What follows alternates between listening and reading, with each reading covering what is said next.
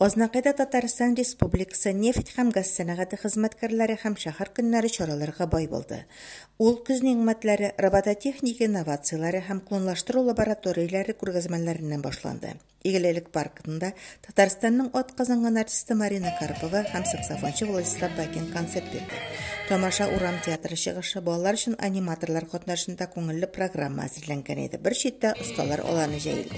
Огромные слова благодарности Раису Республики Рустаму Нургалиевичу Миниханову за те республиканские программы, которые реализуются в нашем городе, в нашем районе.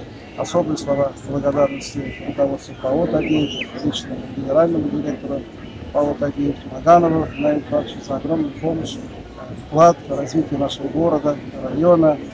Можно сказать, что у нас праздник с большой историей. В этом году добыча нефти 80 лет. 75 лет добычи нефти с уникального ромашковского месторождения.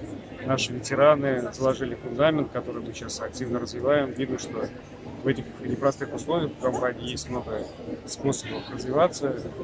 Точек роста мы развиваем газохимический кластер, мы развиваем нефтепереработку.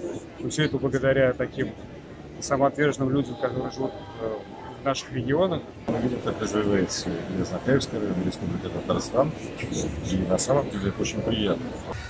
Бәйрәмнең тантаналы өлеше нефть сәнәгате һәм шәһәребез үсешен чагылдырган пролог белән башланып китте. Бәйрәмнәр белән ознакайларны һәм конакларны муниципаль район башлыгы Марсель Шайдуллин тәбрикләде.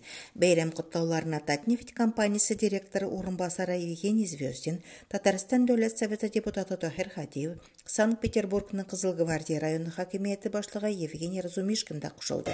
Бер төркем хезмәт фидакарларына дәүләт тармак һәм хакимият бүләкләре тапшырылды.